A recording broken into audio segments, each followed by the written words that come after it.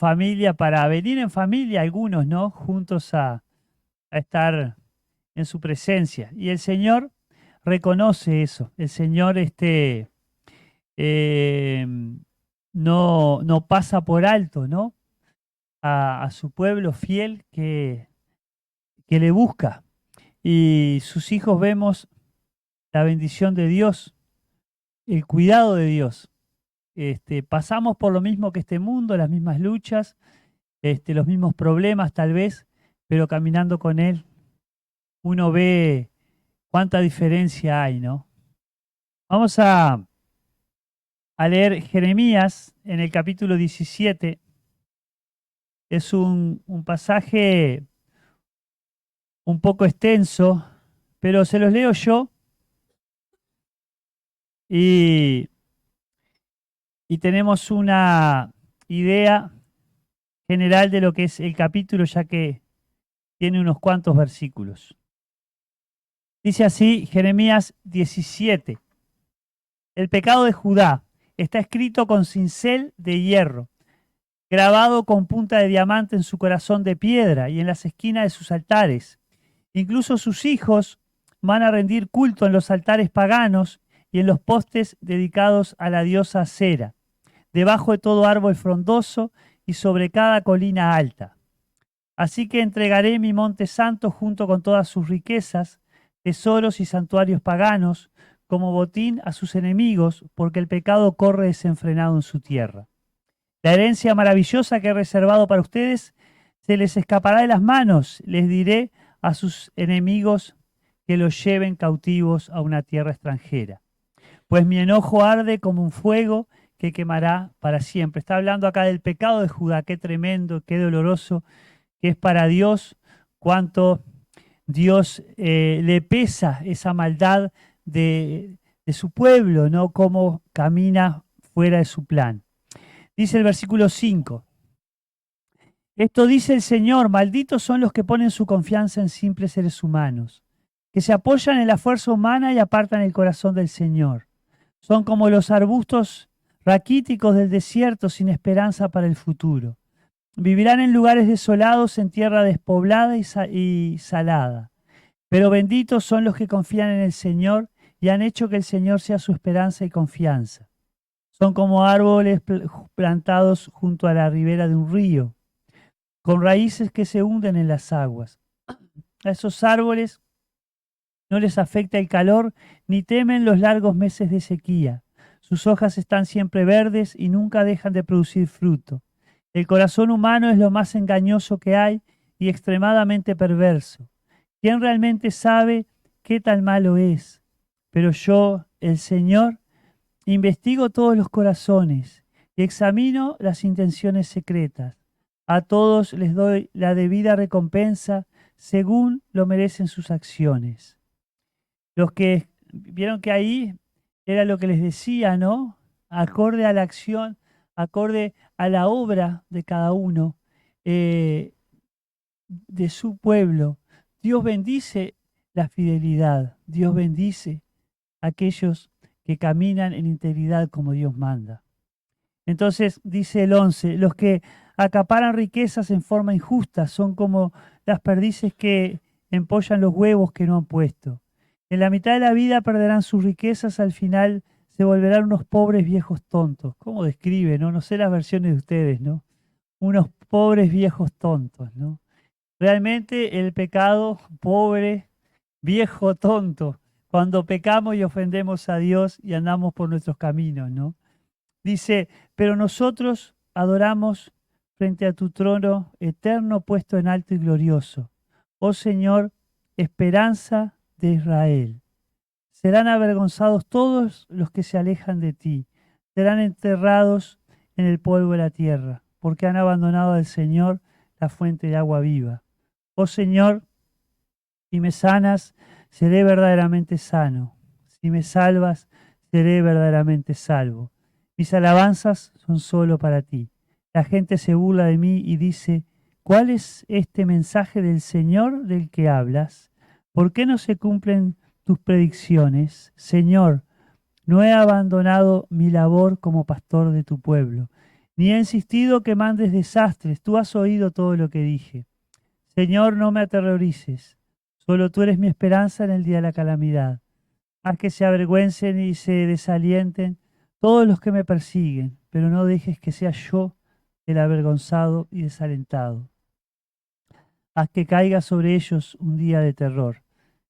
Sí, haz que caiga sobre ellos doble destrucción. Y el 19 dice, esto me dijo el Señor, ve y párate en las puertas de Jerusalén, primero en la puerta por donde el rey entra y sale, y luego en cada una de las demás puertas. Dile a todo el pueblo, escuchen este mensaje del Señor.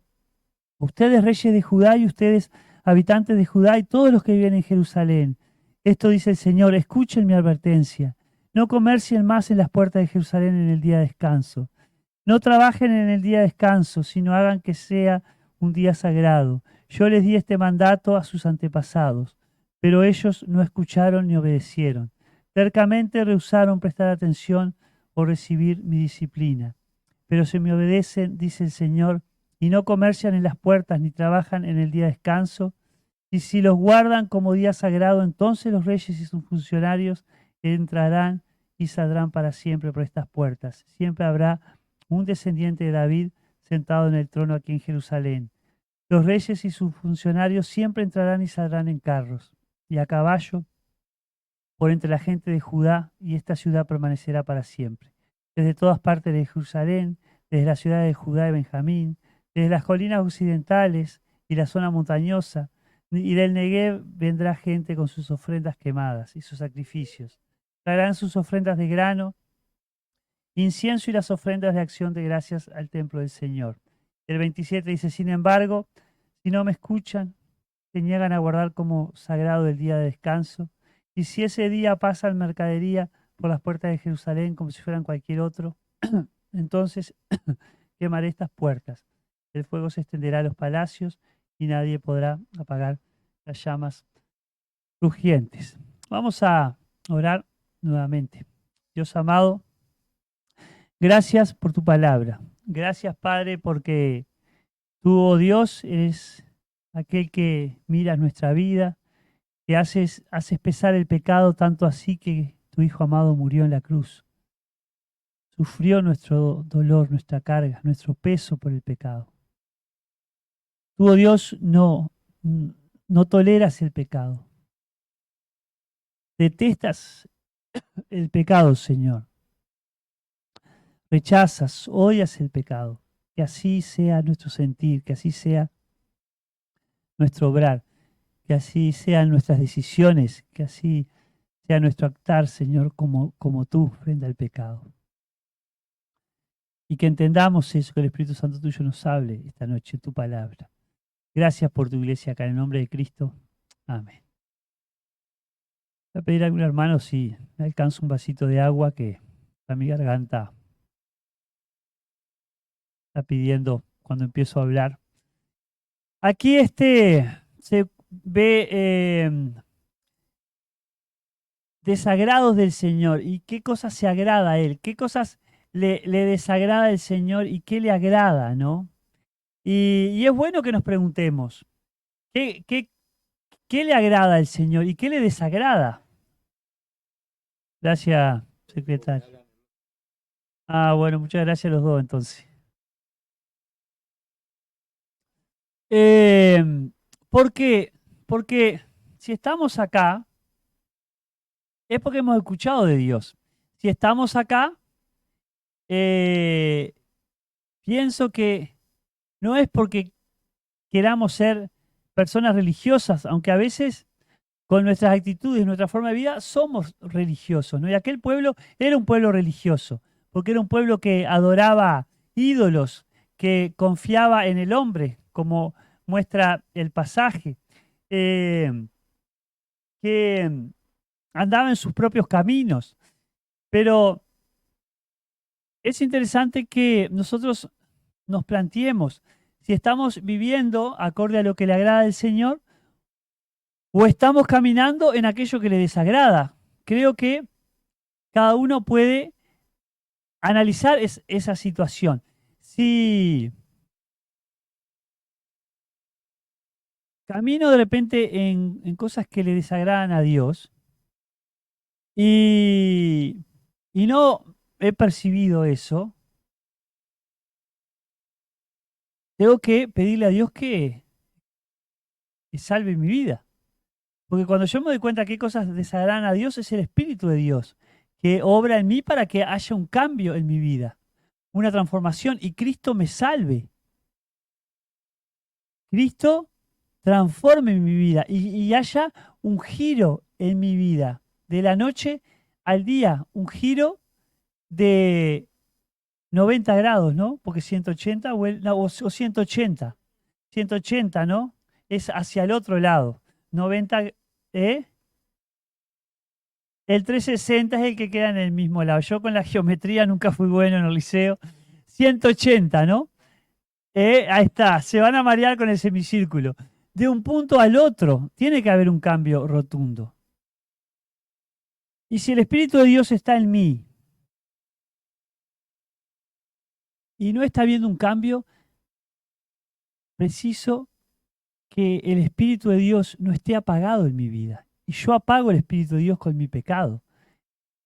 Entonces, es bueno que me replantee si mi vida es de agrado al Señor o de desagrado.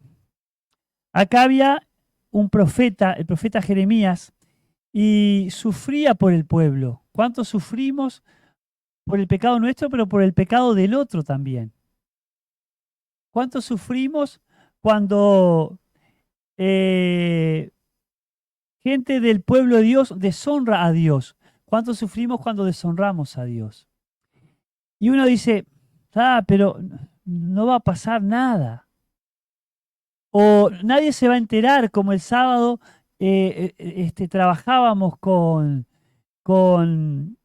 Josué y aquel Acán que fueron a ver la tierra y ocultó aquello que se le había dicho que exterminaran todo, ¿no? Que no, ahí está, ¿no? Que no tocaran el botil, ¿no? Y, y qué tremendo es cuando se oculta aquello que es pecado y que desagrada a Dios. Aquel hombre, Acán, terminó realmente diciendo lo que había pasado porque se le confrontó. Pero no esperemos a que el pecado se nos confronte con el pecado. Confesemos el pecado, dejemos el pecado. Terminó realmente llevado a la muerte, terminó en perdición, terminó destruido. Y hoy pensamos que el pecado no nos va a hacer mella, pero nos va rompiendo, nos va separando de Dios, nos va lastimando, nos va enfriando, nos va quitando años de vida, nos va quitando la bendición de Dios, nos va quitando la protección de Él. Si no confrontamos el pecado, si vivimos en aquello que desagrada a Dios. Y mucho se ve en el pueblo de adoración falsa. ¿Qué es una adoración falsa? Poner todo mi interés, mis fuerzas, mi anhelo, mi mente, mi corazón en idolatría, en intereses, en gustos, en intenciones que no agradan a Dios. En pérdida de tiempo en mi vida, de aquello que me quita la vida, que me anula, que me frena para servir a Dios, en aquello que desagrada a Dios. Y cada uno sabe lo que es pecado que ofende, que rompe, que destruye, que mata, que separa. Y acá ese pueblo tenía esa adoración falsa. Y a veces nosotros podemos vivir en una adoración que no sea la verdadera, la que agrada a Dios, una adoración falsa, Y yo estoy sacándole el lugar a Dios, el primer lugar a Dios, y estoy dándole importancia a aquello que ofende a Dios, es una adoración falsa. Y muchas veces vivimos en función de lo que dirá la otra persona. Se veía acá, ¿no? En lugar de buscar a Dios en lo que dirá el otro, ¿no?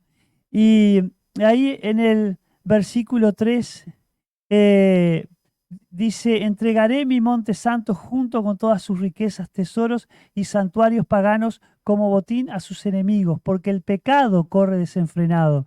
En su tierra había una adoración falsa. Había aquello de entrega, aquellos ídolos que desagradaba a Dios.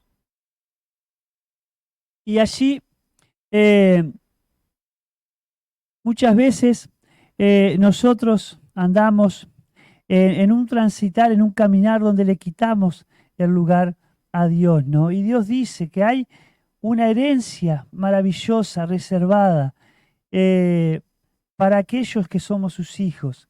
Se les escapará de las manos, dice, le dirá a sus enemigos que los lleven cautivo a una tierra extranjera, ¿no?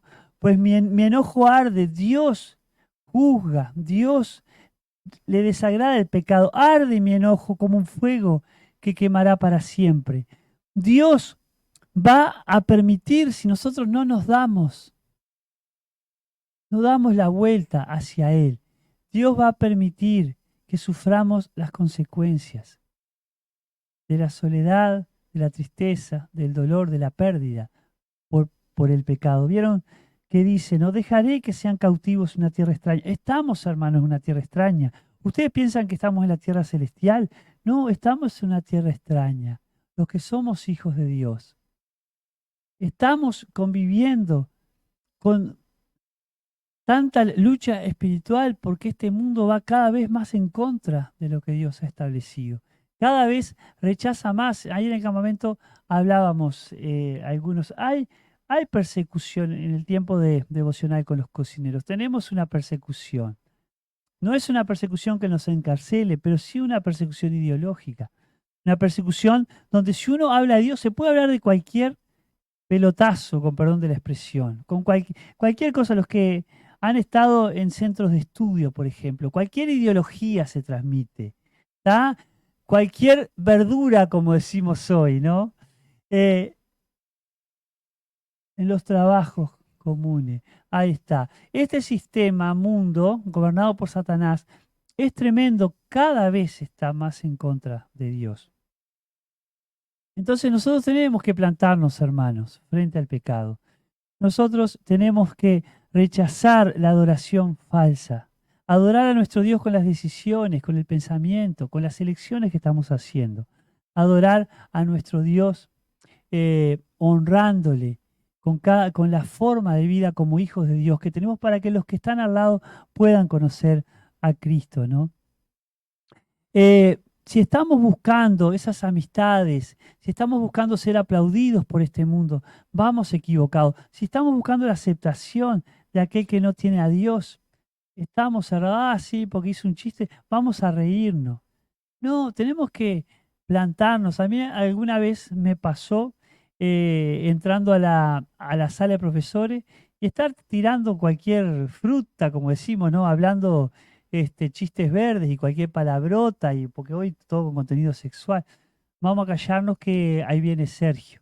Y él no está de acuerdo, ¿no? O sea, uno tiene que plantarse como cristiano, ¿no? Porque si no, lógicamente que este mundo nos va a devorar, nos va a consumir. Entonces, en el lugar que estoy, saben que soy un hijo de Dios, saben. Es importante eso, ¿no? Y como dice allí en el versículo 5 y 6, ¿no? Malditos son los que ponen su confianza en los seres humanos, en los hombres, ¿tá? Que se apoyan en la fuerza humana, que apartan el corazón del Señor. Y a veces podemos estar confiando en los hombres, ¿no? Em, a veces podemos estar buscando favores en los hombres en lugar de buscarlo en Dios. A veces podemos estar teniendo amistades que Dios nos llama la atención y nos dice que la amistad del mundo es enemistad para con Dios. No quiere decir que seamos unos ermitaños, al contrario, tenemos que relacionarnos y mucho con las personas en este mundo. Perdón. Tenemos el ejemplo de Cristo que se relacionó mucho con las personas, estaba con las personas, renunciaba de su tiempo, de sus cosas para estar con las personas. No quiere decir que no tenemos que estar con ellos para ganarlos para Cristo, pero sí una amistad, no podemos tener una amistad íntima con alguien del mundo, no podemos confiar en ellos, no podemos buscar favores en ellos, sino la necesidad es presentarlas a Dios. Ellos van a ser exterminados, son como arbustos, dice, raquíticos del desierto, ¿no? No tienen esperanza, no tienen futuro. Ellos vivirán en lugares desolados, nosotros vamos a vivir en la presencia de Dios, ellos van a vivir en tierra despoblada y salada. Dice, entonces son cosas que le desagradan a Dios. Da tanto la adoración falsa, tanto la confianza en el ser humano, en la persona que no conoce a Cristo. ¿Para qué? Para buscar reconocimiento, buscar ser aplaudido, este, buscar que no me rechacen, buscar que no se rían de mí porque soy cristiano. No, ojo, tengamos cuidado porque son cosas que muestra el pasaje que le desagradan a Dios, ¿no?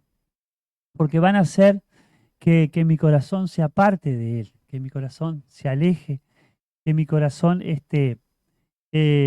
siendo una persona que vive en los cielos, ya en una patria, que tiene una patria celestial, que pierda tiempo, que pierda bendición con gente que está en una tierra por la eternidad despoblada, deshabitada, si no se vuelven a Cristo. Sí, Fernando.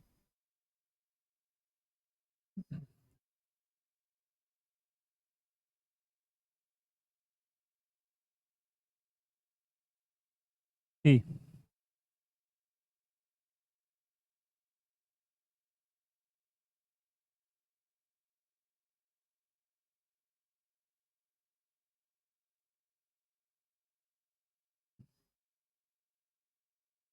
No me avergüenzo del Evangelio, como decía el apóstol Pablo.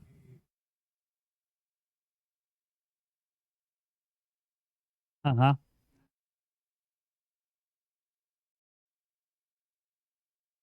sí,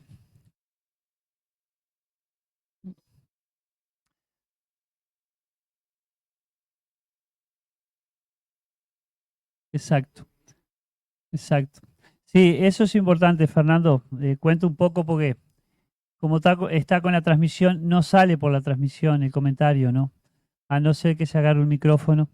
Pero bueno, la experiencia ahí de Fernando de plantarse, este, aunque es cierto que a veces uno puede avergonzarse del Evangelio, pero entender que Dios es el que nos respalda, ¿no? Y quiere que le honremos a pesar de aquellos, como tú contabas, Fernando, ahí, que están alrededor, puedan faltarnos respeto, reírse o dejarnos de lado, ¿no?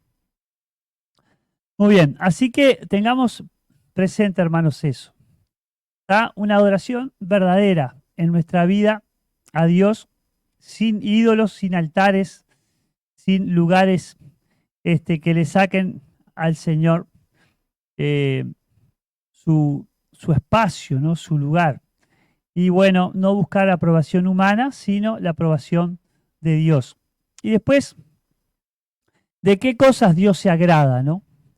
Dios se agrada de que la confianza plena nuestra sea en Él, no en nada humano, no en nada terrenal, ¿no? Eh, que eso me va a traer seguridad, firmeza, felicidad, ¿no?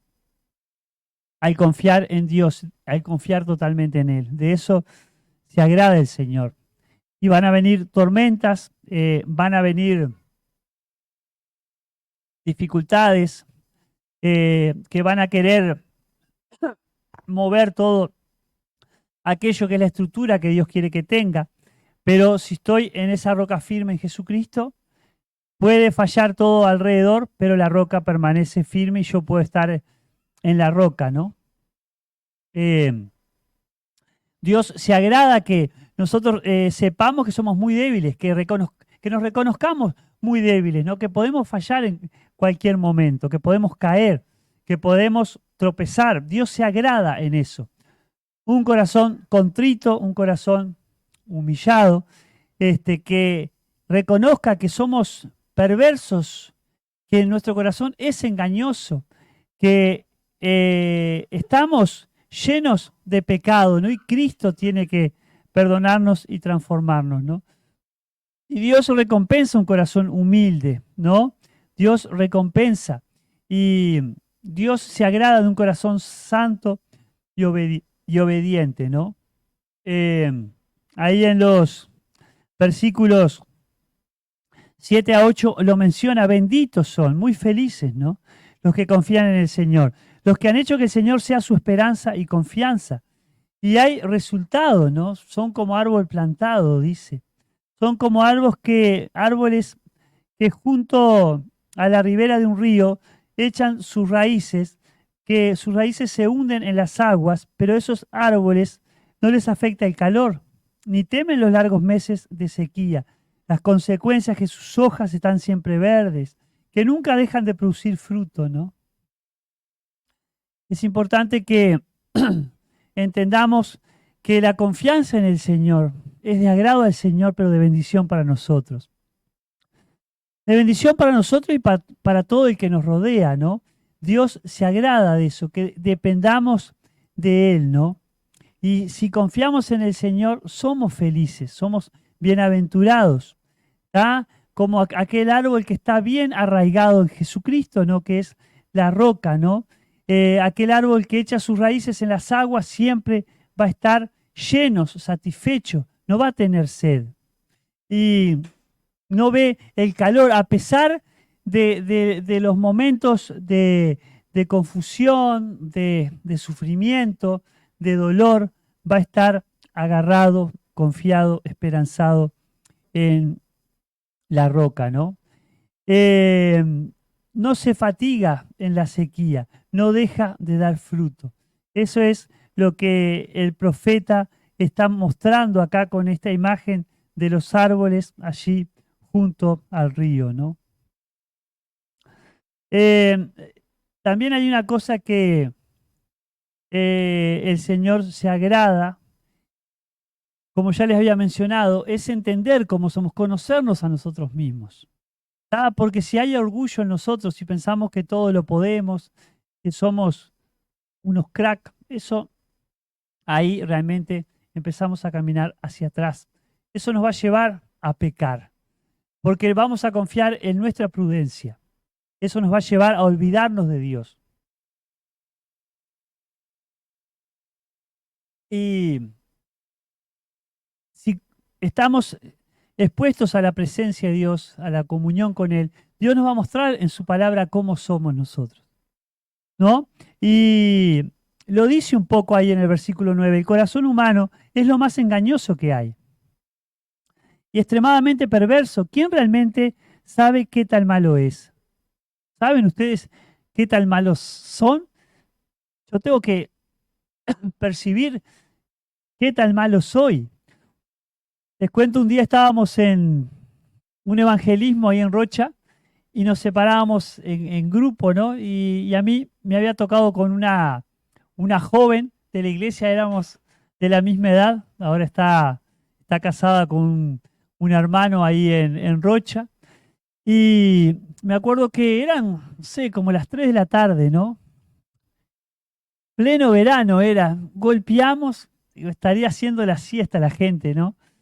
Y salió un hombre y de repente le decíamos, predicándole, porque nosotros somos malos, le decíamos, ¿no? Y el tipo nos miraba así como diciendo, "¿Pero qué van a ser malos ustedes? Sí, sí, nosotros somos malos, sí." Y nos miraba, ¿no? ¿Qué van a ser malos ustedes? Y se reía, ¿no? Pero lógico, para esta sociedad para este mundo, piensa, el ser malo es aquel que está en la cárcel, aquel que mató a uno, aquel, no sé, que robó un banco. Pero lo que le queríamos transmitir a este hombre, sin darnos cuenta que a veces podemos usar capaz un vocabulario evangélico sin darnos cuenta de lo que el otro piensa, pero la realidad es lo que la palabra de Dios dice, que nosotros somos malos, que nuestro corazón es engañoso y perverso. ¿Quién lo conoce? Dios lo conoce, pero eso le agrada a Dios. Y estoy seguro que cuando le decíamos a con esta joven, a ese vecino allí que le predicábamos, era este concepto que Dios tiene, ¿no? Que Dios quiere que tengamos y que se agrada a Él, de que sepamos que somos malos, que somos pecadores, que somos tremendos, que nuestro corazón es perverso, que la profundidad de nuestras intenciones, nuestros secretos, aquello íntimo, profundo, es engañoso. Pero que sepamos que Dios nos da a cada uno la debida recompensa. Que Dios también nos da, como dice el pasaje, lo que merece cada acción.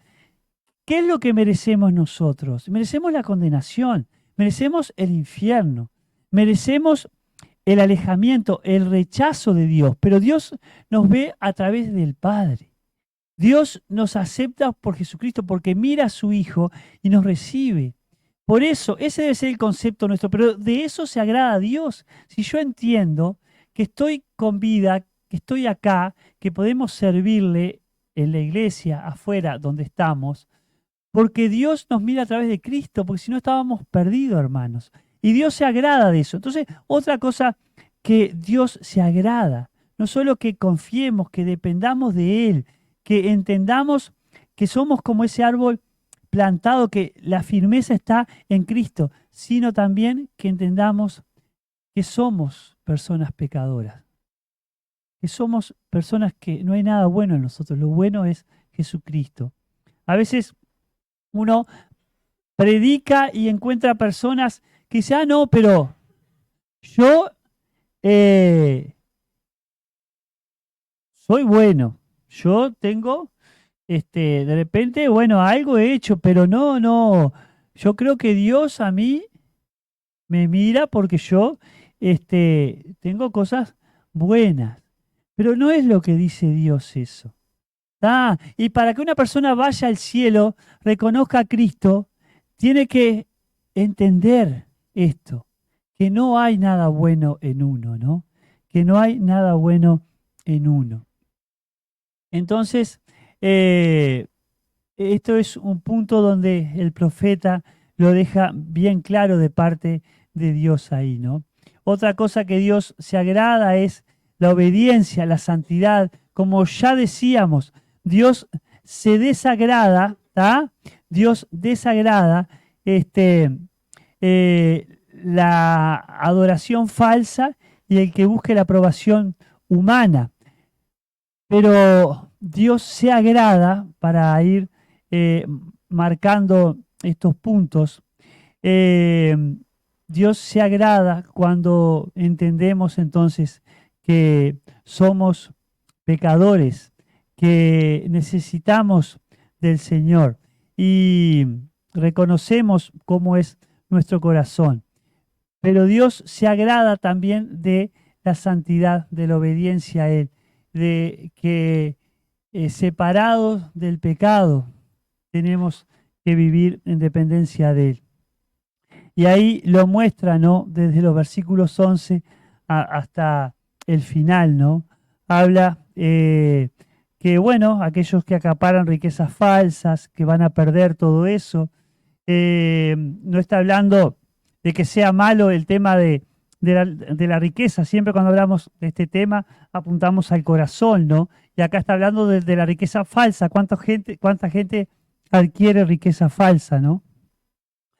Está hablando que adoramos a un Dios eterno, dice el profeta, a un Dios glorioso, a un Dios que está puesto en lo alto, una esperanza, pero que aquellos que se alejan serán eh, exterminados, que aquellos que no tienen la esperanza en el Señor serán avergonzados, serán enterrados en el polvo de la tierra, han abandonado al Señor, esa fuente de vida, ¿no? Entonces el profeta muestra ahí que esa vida separada de Dios en santidad es lo que trae bendición, ¿no? Que aunque la gente se burle, aunque la gente desprecie al Señor, el mensaje del Señor, si no se cumple, el Señor va a obrar con justicia, ¿no? El Señor va a obrar en consecuencia, ¿no? Porque solo Él, como dice el profeta, es la esperanza, ¿no? Y aquellos van a ser arrancados de la presencia, de la cercanía de Dios, si no viven en la santidad de Él.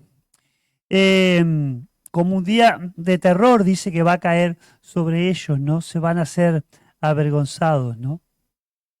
Entonces el Señor les dice ahí, le dice al profeta, ¿no? Que proclame esta verdad, que proclame en todo lugar, ¿no? Que proclame cada día, ¿no? Dile al pueblo que escuchen este mensaje, ¿no? Que escuchen esa advertencia, que no vivan más lejos de la presencia de Él, que no ocupen lo que es de Dios. Habla del tema ahí de ese reposo, ¿no? Que no sea trabajado en ese día, que hagan de ese día un día sagrado. Y no está hablando de solo un día, ahí se refiere a la vida toda entera de uno que sea para el Señor, ¿no? Que sea un apartarse, porque la santidad es eso, apartarse del pecado para vivir para Él, ¿no? Y entonces, como consecuencia, habla de esa obediencia, de eso que sí se agrada a Dios, no solo de la santidad, sino la obediencia. La obediencia a Él, y es lo que dice el 24, si me obedecen, si no comercian, ¿no?, en las puertas, ni trabajan en el día de descanso, si lo guardan como día sagrado, entonces los reyes, sus funcionarios entrarán, saldrán para siempre por estas puertas, habrá un descendiente de David sentado, hablando del Señor, ¿no? Reyes, funcionarios, entrarán, saldrán. Es interesante que muestra, ¿no?, las consecuencias de vivir en obediencia a Dios y en santidad, las promesas de victoria, las promesas de vencer en cuanto a hacer como Dios manda, ¿no? Está hablando de esas promesas que Dios da al profeta y todo lo que se había de cumplir, ¿no? Y como consecuencia, si no lo escuchaban, si no lo obedecían, termina el pasaje. Si se niegan a guardar como sagrado el día de descanso, si pasan mercadería por las puertas de Jerusalén como si fuera cualquier otro, dice, quemaré esas puertas, el fuego se extenderá a los palacios, nadie podrá apagar las llamas. O sea, habla todo unas consecuencias de lo que es cuando el pueblo no obedece, cuando el pueblo rechaza a Dios, cuando el pueblo desagrada a- al Señor, ¿no? Y bueno, que realmente nos analicemos en nuestra vida si estamos agradando a Dios con una adoración verdadera, si no estamos viviendo para que los otros nos aplaudan y hacernos amigos de la gente que no conoce a Dios, para que, bueno, no nos descubran de repente que somos cristianos. Bueno, va a haber realmente destrucción en nuestra vida, ¿no? O si estamos caminando, agradándole a Él, viviendo como ese árbol plantado, ¿no? Entendiendo que somos personas que no tenemos nada bueno, que necesitamos cada día de Cristo, que necesitamos reconocer que somos muy pecadores, ¿no? Y vivir en santidad, vivir en obediencia al Señor, que es lo que le agrada a Él y lo que va a hacer que el fruto de nuestras vidas sean para honra y gloria de su nombre, ¿no? Te dejo, Julito, ahí para terminar con una oración.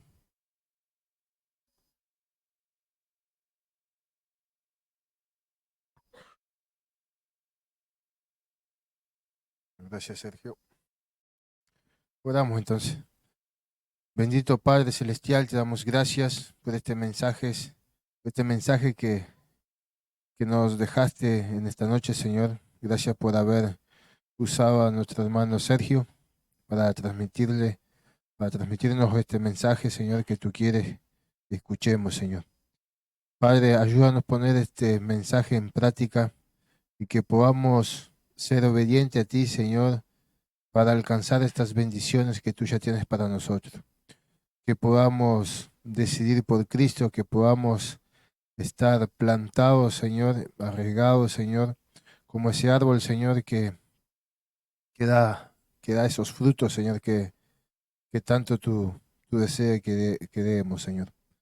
Padre, en el nombre del Señor Jesús, te damos gracias porque tú eres bueno con nosotros y nos ayuda también, Señor, a hacer esta voluntad que proviene de ti, Señor, que es agradarte, honrarte, adorarte en todo el tiempo.